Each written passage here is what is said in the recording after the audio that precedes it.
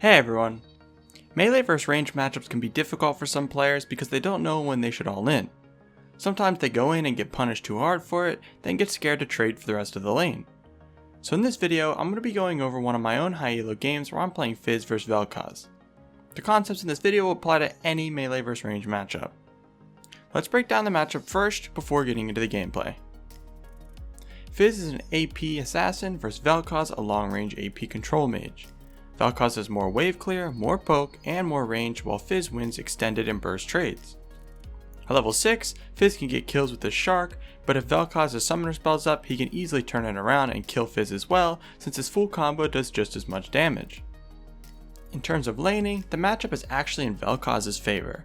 He can clear the wave quickly and leave the lane, or freeze.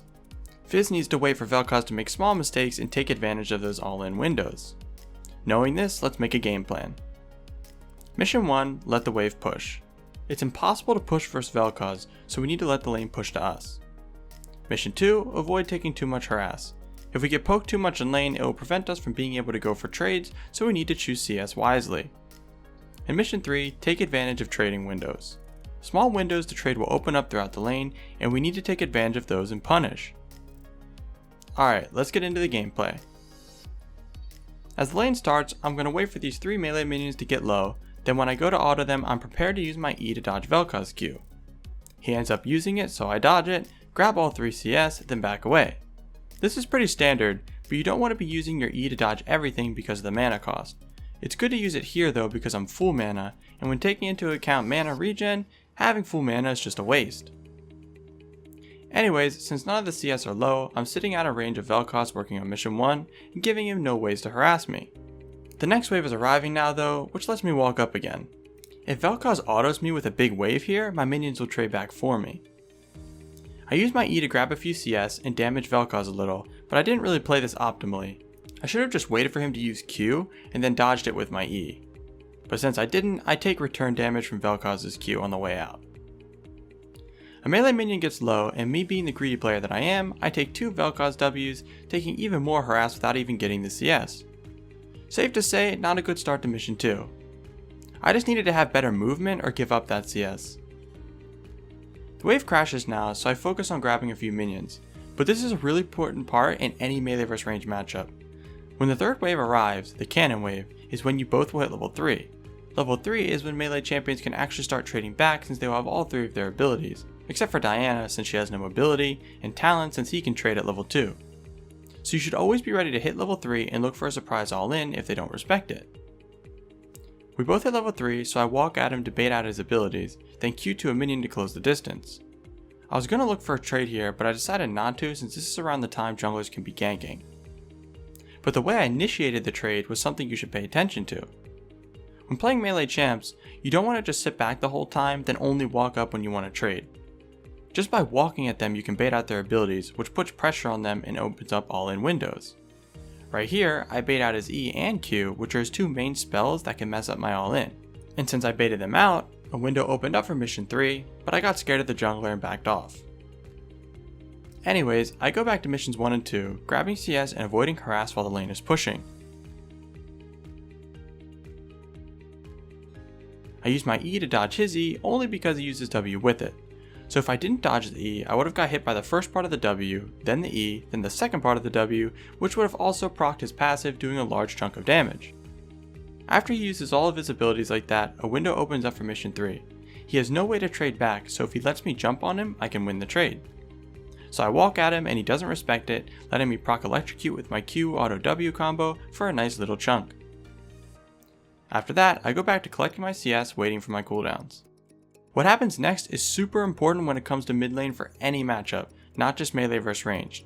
First, let's look at both waves. They are even, and it's closer to my tower. Using the even minion rule, the wave will slowly push towards vel'koz. This gives him a few options here. He can either recall, let the wave push back, or try to shove then recall. The first option, he might lose a few CS since I'll hard shove the wave. The second option lets him set up for a freeze and could be really good, and the third option gets him a recall without losing anything. Most players, especially lower elos, will go with option 3 so they don't miss any CS when they recall. As soon as vel'koz uses his W on the whole wave like this, is when I know he wants to do option 3, and then watch my movement as soon as he does it. See how aggressive I get? This is because as soon as I know he wants to shove the wave and recall, I want to pressure him to overstay and not let him clear that wave. If I don't walk up, he'll use all of his abilities to clear it and recall for free. He backs away and tries to hit me with his Q, but I walk back and dodge it. This is really good for me now because he doesn't have his Q to clear the backline minions. As I'm going for these CS, I know he still wants to clear these, so he walks up and uses E and W on the range ones to clear them since his Q was down, but I take advantage of the all-in window for mission 3 and go in, making him burn flash and barrier. So that's what I mean when I say you need to take advantage and recognize windows to go in.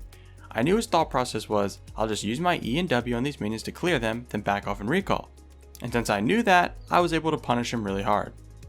Not having summoners versus Fizz when I'm going to be level 6 soon is a really big deal, as we all know. Anyways, after I blow summoners, I know he wants to recall, so I hard shove the next wave and recall myself. When I get back to lane, I'm thinking about how to go about my level 6 all in. I don't want to force anything too hard before them because I really need to take advantage of the opportunity I'll have. Basically, my main focus is to not die before I hit level 6. After collecting a few CS, I'm already preparing my plan to all in. I'm level 5 and the wave is starting to slow push towards vel'koz. Since he has no summoners, I know I can dive him, and the biggest advantage I can get right now is stacking this wave, then diving him so he loses the whole thing. So that's my plan. While I'm last hitting and letting the wave slow push, Warwick walks over a bunch of wards and goes into our jungle. This really sucks for me because I will hit 6 after killing these minions and I want to surprise all in right away, but if Warwick is looking to gank mid right now, he could mess it up.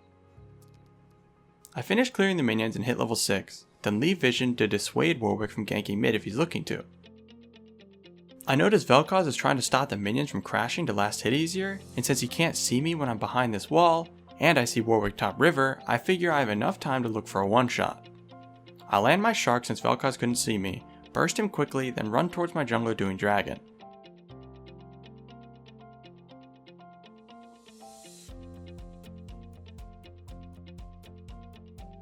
Warwick shows up a little later than expected, but I was already gone. Alright, so that was a close to perfect example of how to play melee vs range matchups with no mechanics required. Let's do a quick recap before closing this one out. At the start of the lane, I just focused on last hitting and avoiding harass while letting the lane push. Then once I hit level 3, I could actually start trading, so I walked at vel'koz to bait out his abilities, then looked for a trade, but backed off since I thought Warwick was near. After that, I took advantage of an all-in window when vel'koz used his abilities on the wave, dropping him to 70% health.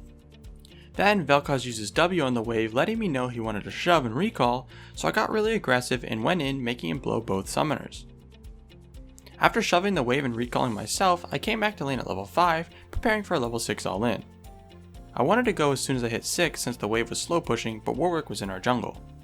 I cleared the wave, then left vision so Warwick wouldn't gank mid, then hit a shark from the Fog of War to burst vel'koz and exit bot side towards my jungler in case Warwick showed up. Alright, that's going to be it for this video, thanks for watching.